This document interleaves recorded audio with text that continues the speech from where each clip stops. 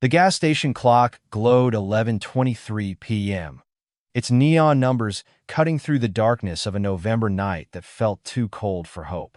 Rain hammered the pavement like bullets, and the fluorescent lights above the pumps flickered with the tired rhythm of a heart about to give out. Before we jump back in, tell us where you're tuning in from. And if this story touches you, make sure you're subscribed because tomorrow, I've saved something extra special for you. Inside the small convenience store, behind bulletproof glass that had seen better decades, sat Maria Santos. 17 years old, working the graveyard shift because nobody else would take it. Her manager had called in sick again, leaving her alone with nothing but energy drinks, stale coffee, and the kind of fear that sits in your chest like a stone. Her phone buzzed. Another message from him. Another threat. Another promise that tonight would be different, that he was done waiting, that little Carmen would finally learn what a danger in onyx happens to families who don't pay their debts. If you believe that sometimes angels wear leather jackets, that brotherhood means never leaving family behind, and that the darkest nights can birth the brightest heroes, then hit that like button right now. Share this story, subscribe to this channel, and tell us in the comments where you're watching from tonight. Because what happened next proves that family isn't always blood, and protection doesn't always come from the people you expect. Maria Santos had been the adult in her family since she was 14. Their mother had died in a car accident 3 years ago. Their father had disappeared into a bottle and never found his way out, and Child Protective Services kept threatening to split them up if Maria couldn't prove she could provide stable income and housing. So, Maria worked. She worked at the gas station from 11 p.m. to 7 a.m., caught 3 hours of sleep, then went to her day job cleaning office buildings. Between the two jobs, she barely cleared minimum wage. But it was enough to keep their tiny apartment and put food on the table. It was enough to keep 8-year-old Carmen out of foster care.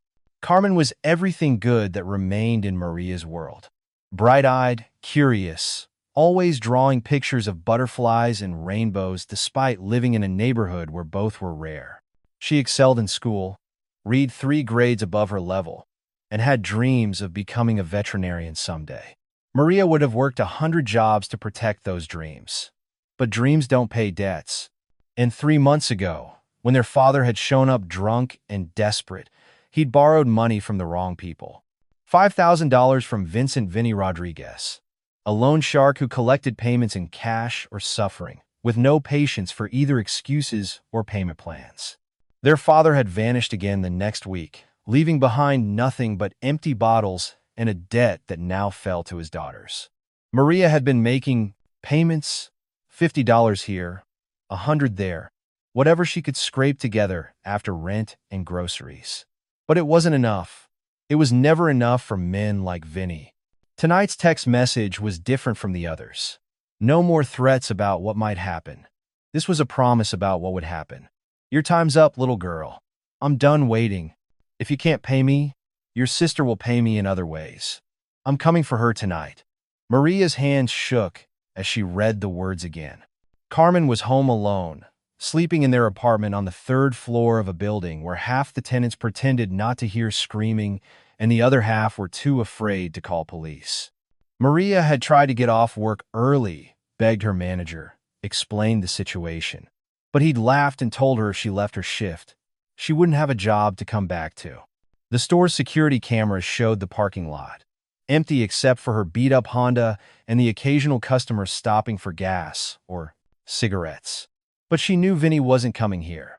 He was going to her apartment, to Carmen, to her sleeping baby sister who trusted Maria to keep her safe. Her phone rang. Carmen's contact photo filled the screen, a selfie they'd taken last month. Both of them making silly faces, both of them laughing. Maria's heart stopped. Maria? Carmen's voice was small, frightened, barely a whisper. There's someone at the door.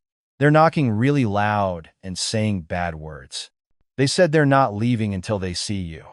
Baby, listen to me, Maria said, her voice steady despite the panic clawing at her throat.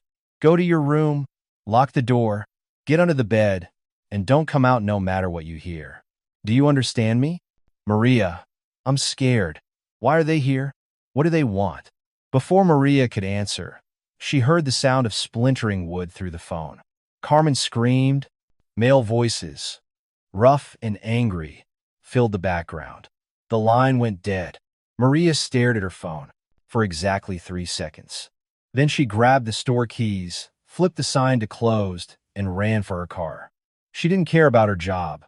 She didn't care about anything except getting to Carmen before it was too late. But her Honda chose that moment to betray her. The engine turned over once, twice, then died with the wheeze of a machine that had given everything it had.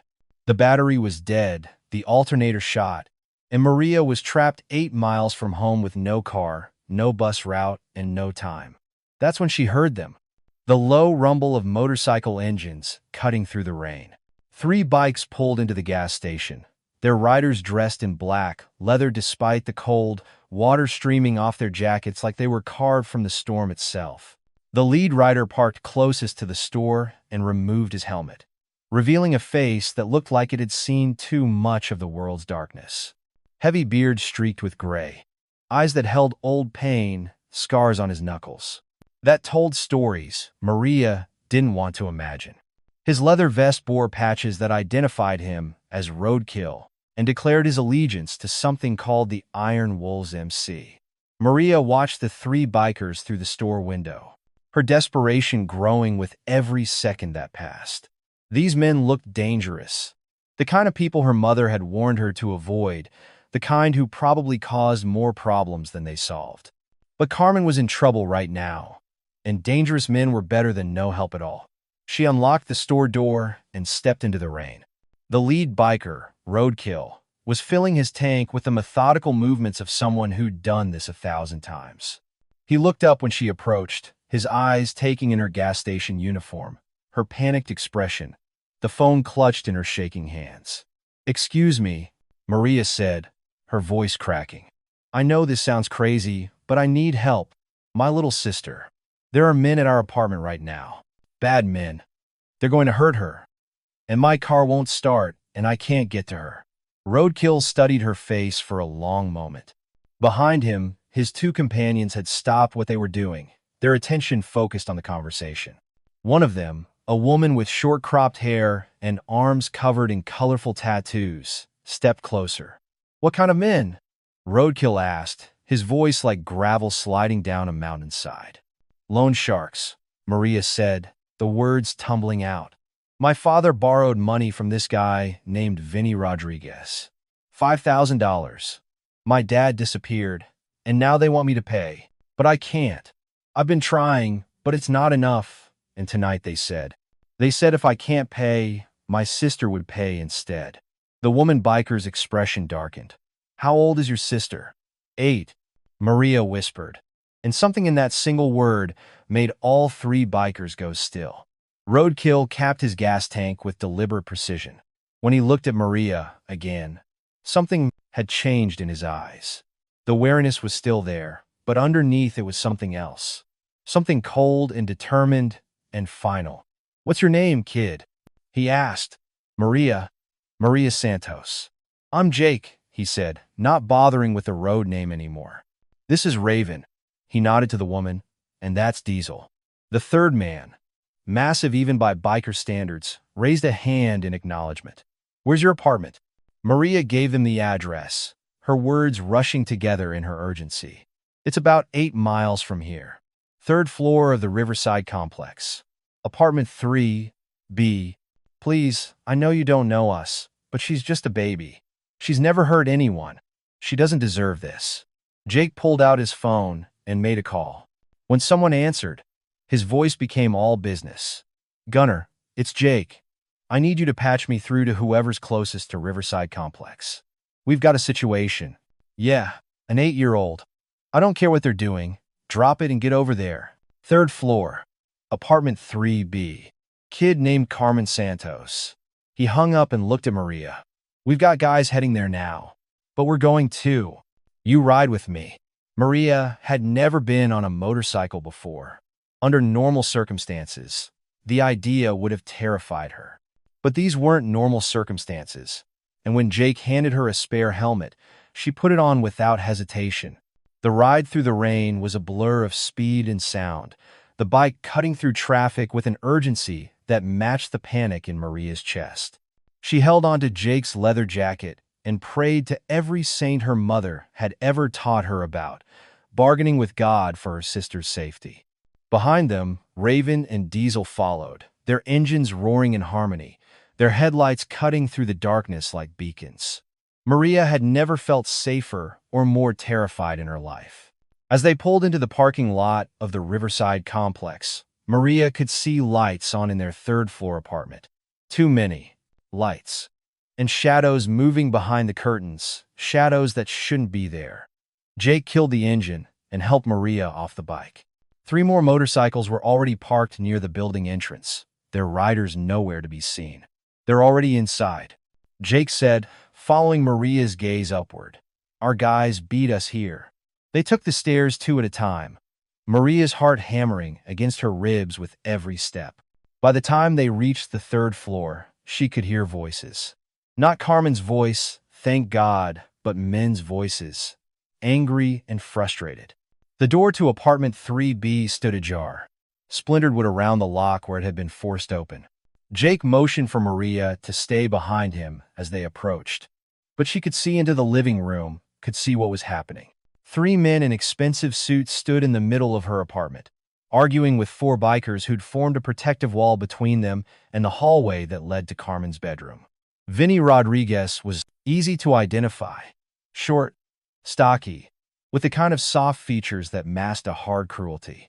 He was red-faced and shouting, gesturing wildly with his hands. This is none of your business, Vinny was saying, his voice pitched high with frustration. This is between me and the Santos family. The girl owes me money, and if she can't pay, her sister will work it off. The largest of the bikers, a man whose patch identified him as Gunner, spoke with the kind of calm that came before storms. The girl is 8 years old. There's no world where that happens. I don't care if she's 2 years old, Vinny shot back.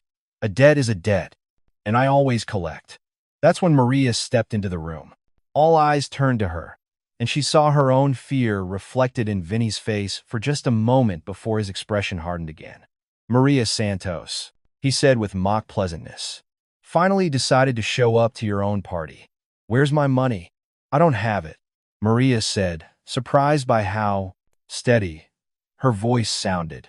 But you're not touching my sister.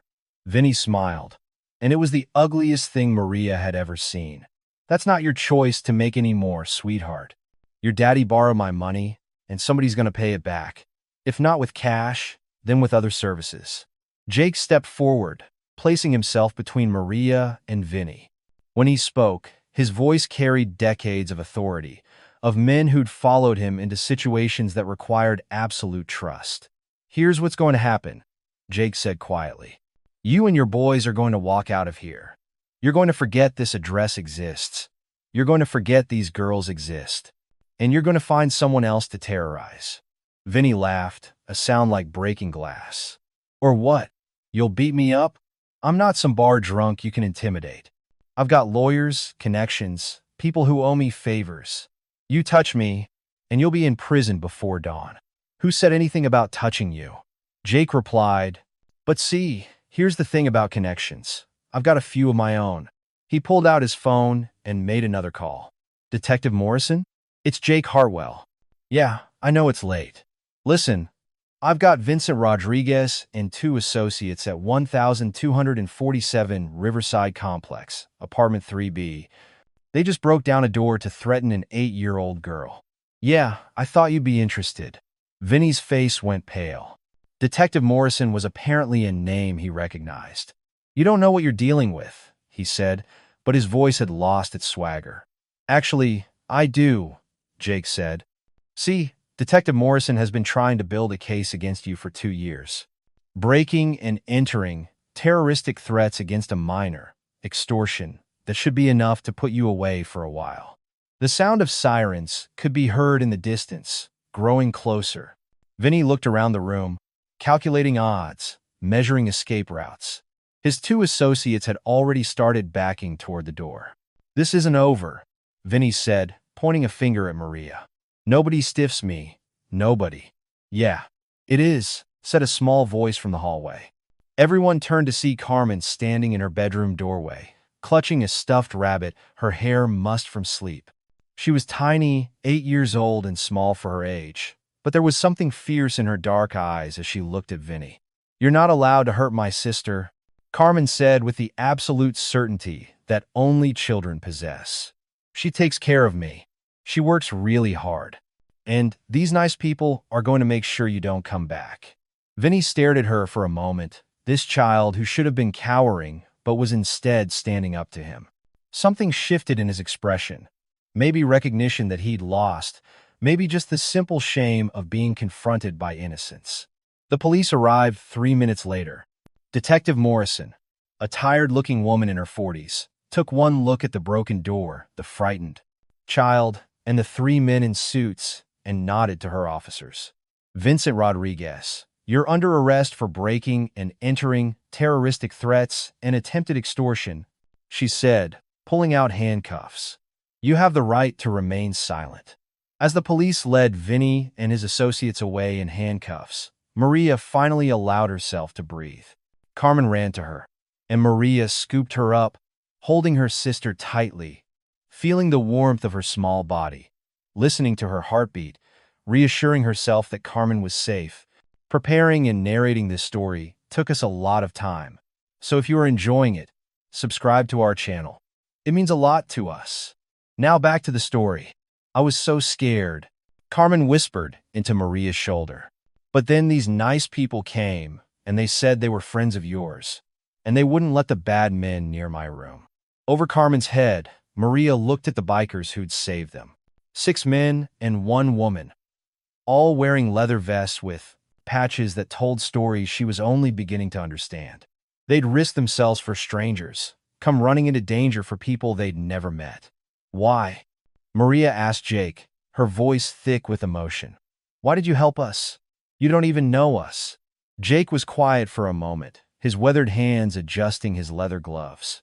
When he finally spoke, his voice carried the weight of old pain, of memories that had shaped him into who he was. "I had a little sister once," he said softly. "Name was Katie.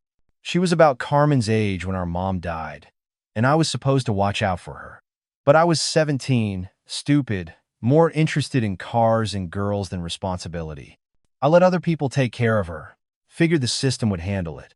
He paused, looking at Carmen, who had fallen asleep in Maria's arms. "The foster family they placed her with. They weren't good people. Katie tried to tell me what was happening, but I didn't listen, didn't want to believe it. Told her she was imagining things, that she should be grateful for what she had." Raven placed a hand on Jake's shoulder, a gesture of support that spoke of shared history, of brotherhood forged in pain and purpose. "Katie died in that house," Jake continued, his voice barely above a whisper. "Officially, it was an accident, a fall down the stairs. But I knew better. We all knew better. And I've spent every day since then trying to make up for the fact that I failed her when she needed me most." The room was silent, except for Carmen's soft breathing and the distant sound of rain against the marquee windows. Maria felt tears streaming down her face, understanding flooding through her. This wasn't random kindness. This was penance. This was love transformed into action. "That's why we do this," Gunnar said, speaking for the first time since Maria had arrived. His voice was gentler than his massive frame suggested. "Every kid we protect is Katie. Every family we help is a chance to do what we should have done before. The Iron Wolves aren't just a motorcycle club," Raven explained. "We're all survivors. Every single one of us has been where you are, helpless, scared, failed by the system that's supposed to protect people. So, we became the system that actually works." Diesel, who'd been silent until now, stepped forward. His patch read, Sergeant at Arms, and his demeanor suggested military background. "The debt's gone, by the way. Vinny won't be bothering anyone for a while, and even if he gets out, Detective Morrison's been looking for an excuse to run him out of town. Your father's debt died with Vinny's arrest." Maria stared at him. "Just like that?" "Just like that," Jake confirmed. "But here's the thing. You two aren't alone anymore. You need something, you call us." Car trouble, work problems, someone giving you grief. Doesn't matter what it is. Your family now. He handed Maria a card with a phone number and a patch showing the Iron Wolves logo. That's a direct line to me. 24 hours a day, 7 days a week. And this, he held up the patch, you keep this somewhere visible. Word gets around fast in this town about who's under our protection. Carmen stirred in Maria's arms, opening sleepy eyes. She looked around at the bikers. No fear in her expression, only curiosity. Are you guys superheroes? She asked seriously. The question broke the tension in the room. Several of the bikers chuckled, and Raven knelt down to Carmen's level. Not superheroes, sweetheart, she said gently. Just people who believe that families should stick together, and that kids should be safe. Like guardian angels? Carmen asked. Yeah, Jake said, his gruff voice softening. Like guardian angels who ride motorcycles.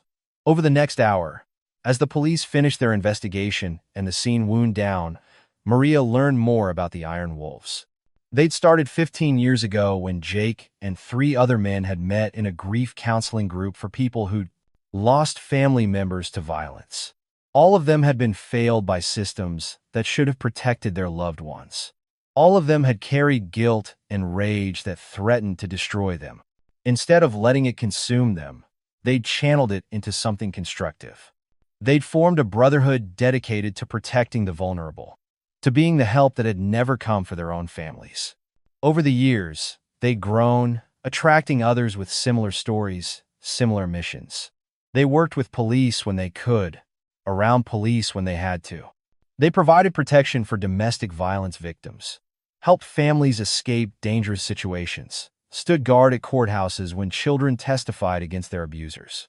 They were funded by their day jobs and donations from grateful families they'd helped. It's not always dramatic like tonight, Raven explained as she helped Maria clean up the apartment. Most of the time, it's just showing up, standing in a courthouse hallway while a kid testifies, escorting a woman to her car after she leaves her abuser, fixing a flat tire for a single mom who can't afford a mechanic. Small things that make big differences. But sometimes, Gunnar added, it's exactly like tonight. Someone needs immediate help, and we drop everything to provide it. As dawn approached, the bikers prepared to leave. Carmen had finally gone back to sleep, exhausted by the night's events but secure in the knowledge that she was safe. Maria walked them to the door, still overwhelmed by everything that had happened. I don't know how to thank you, she said, her voice breaking. You don't need to thank us, Jake replied. You just need to remember that you're not alone anymore. And someday, when you're in a position to help someone else who's where you are now, you pass it forward. 6 months later, Maria's life looked completely different. Detective Morrison had helped her apply for victims' compensation funds that covered the gray damage to their apartment and provided emergency assistance. Social services, instead of threatening to separate the sisters, had connected them with resources they'd never known existed. Maria was able to quit the gas station job and focus on her day work, which had turned into a full-time position with benefits when her supervisor learned about her situation and her work ethic. Carmen was thriving in school, her drawings full of motorcycles and people she called the protectors. But the most significant change was less tangible. The fear that had lived in Maria's chest for years, the constant anxiety about the next crisis, the next threat, had gradually faded. Not because their problems had disappeared, but because they knew they weren't facing them alone anymore. True to their word, the Iron Wolves had become an extended family. Jake called every week to check in. Raven had become a big sister figure to Carmen, teaching her how to braid her hair and helping with homework. Diesel had fixed Maria's Honda without charging for labor, and Gunnar had connected them with a pro bono lawyer who helped Maria establish legal guardianship of Carmen. The bond went both ways. Maria had started volunteering at the Grief Counseling Center where Jake went to meetings. Her experience with sudden loss and adult responsibilities had made her a valuable resource for others facing similar challenges. Carmen, with her 8-year-old wisdom and infectious optimism, had become something of a mascot for the Iron Wolves, her drawings decorating their clubhouse walls. On a Saturday morning in May, Maria was helping Carmen with a school project about heroes when her phone rang. The caller ID showed Jake's number, and Maria answered with a smile. "Hey, Jake. What's up?" "We've got a situation," Jake said, his voice serious. "Single mom, 2 kids. Ex-husband violated a restraining order last night. She's scared, and the police say they can't do much until he actually does something." Sound familiar? Maria looked at Carmen, who was carefully coloring a picture of a motorcycle with angel wings, her tongue poking out in concentration. "Where?" Maria asked. "About 20 minutes from you. Her name's Jennifer Walsh. Kids are 6 and 9. She's been trying to leave him for 2 years, finally got the courage, and now he's escalating. Threatened to take the kids if she doesn't come back." Maria didn't hesitate. "We'll be there in 15 minutes. "We?" Jake asked, surprised. "Carmen and I. She's got a gift for helping scared kids feel safe. And I know what Jennifer's going through. Sometimes you need to hear from someone who's been exactly where you are that it's going to be okay."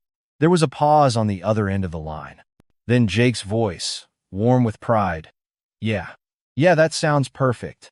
Text me when you're on your way." As Maria gathered car keys and helped Carmen put on her shoes, she thought about how much had changed since that night at the gas station. She'd gone from someone who needed protection to someone who could provide it. From victim to survivor to protector. "Are we going to help another family?" Carmen asked, picking up her stuffed rabbit and a small bag of art supplies she'd packed for exactly these occasions. "Yeah, baby. We are." "Good," Carmen said matter-of-factly. "Everyone deserves to have guardian angels." The drive to Jennifer Walsh's house gave Maria time to reflect on the journey that had brought them here. The night Vinny Rodriguez and his men had broken down their door felt like a lifetime ago, but the lessons learned in those terrifying hours had shaped everything that came after. She'd learned that family wasn't always blood, that protection came in unexpected forms, and that the scariest-looking people were sometimes the safest to be around. She'd learned that trauma could be transformed into purpose, that pain could become a source of strength for others going through similar struggles. Most importantly, she'd learned that no one had to face their worst moments alone. When they arrived at Jennifer's house, Maria saw the familiar scene, police cars in the driveway. A woman with frightened eyes holding 2 small children, neighbors peering through curtains but not getting involved, and 6 motorcycles parked in formation on the street, their riders providing a barrier of protection that was both visible and reassuring. Jennifer Walsh was 28 years old, but fear had aged her beyond her years. Her daughter Emma was 9, the same age Carmen had been that night 6 months ago. Her son Tyler was 6, wide-eyed and clinging to his mother's leg. Maria approached slowly, Carmen beside her, both of them understanding that trust had to be earned, that frightened people needed time and space to believe in safety again. "Jennifer?" Maria said gently. "My name is Maria Santos. This is my little sister Carmen. Jake called us because we've been exactly where you are right now." Jennifer's eyes searched Maria's face, looking for judgment or pity and finding neither. "Your husband?" she asked quietly. "Not husband. Lone shark. But the fear's the same. The feeling like you're trapped, like there's no way out, like you're all alone against something too big to fight." Maria knelt down so she was at the same level as Emma and Tyler. "The good news is you're not alone anymore." Carmen stepped forward, her rabbit tucked under one arm, her art supplies in the other. "Hi," she said to Emma and Tyler. "Want to see my pictures? I draw all my friends who keep us safe." As Carmen spread her drawings on the ground, showing Emma and Tyler her colorful portraits of the Iron Wolves, Maria talked with Jennifer about the practical realities of what came next. Restraining orders and safe houses, legal aid and victims' compensation, the network of resources that existed if you knew where to look. But more than the practical help, Maria offered something more valuable, proof that survival was possible, that children could heal from trauma, that families could rebuild their lives after violence. Jake approached as the afternoon sun began to set, his heavy boots making soft sounds on the pavement.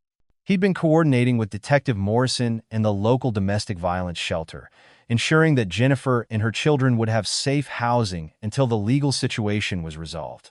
"Everything's set up," he told Jennifer. "Safe house for as long as you need it, and Morrison's got 2 officers watching your ex-husband's place. He violates that restraining order again. He's going to jail. No questions asked." Jennifer nodded, tears streaming down her face. "I don't understand why you're doing this. You don't even know us." Jake looked at Carmen, who was helping Tyler color a picture of a motorcycle, both children giggling as they worked together. "Because someone did it for us once, and because kids like these deserve to feel safe." As the Iron Wolves prepared to escort Jennifer and her children to the safe house, Maria felt the same sense of completion she'd experienced that night 6 months ago. The circle was complete: protection given, protection received, protection passed forward. Carmen hugged Emma and Tyler goodbye, promising to visit them at the safe house and bring more art supplies. "You're going to be okay," she told them with 8-year-old certainty. "The scary part is over now." Watching Jennifer's car disappear behind the convoy of motorcycles, Maria understood that this was what Jake had meant about passing it forward. The Iron Wolves hadn't just saved her and Carmen that night. They'd given them the tools to save others, to be part of the solution instead of just survivors of the problem. Her phone buzzed with a text from Jake. "Thank you for today. Katie would have loved seeing what you two have become." Maria smiled, typing back, "Thank you for showing us who we could be." As they drove home, Carmen fell asleep in the passenger seat, her rabbit clutched to her chest, a small smile on her face. Maria looked at her sister and felt the familiar surge of fierce protectiveness, but also something new: pride. Pride in what they'd survived. Pride in what they'd become. Pride in the family they'd chosen and the family that had chosen them. The gas station, where it all started, was still there as they drove past, its neon sign flickering in the same tired rhythm. But Maria felt no fear looking at it now, only gratitude. That night had been the worst of her life, but it had also been the beginning of the best. Because sometimes the darkest hours reveal the brightest lights. Sometimes the people you least expect become the family you need most. And sometimes guardian angels really do wear leather jackets and ride motorcycles through the rain to save children they've never met. If this story touched your heart, if it reminded you that there are still good people in this world willing to stand between predators and prey, then please like, comment, and share. Help this story reach someone who might need to believe that they're not alone, that help exists, that families come in all forms. Tell us in the comments. Do you believe that ordinary people can be extraordinary heroes? Because Maria and Carmen's story proves that they can. And somewhere tonight, another family is getting the call that changes everything. Another group of unlikely guardians is riding through the darkness to keep children safe. Because that's what family does. And the Iron Wolves?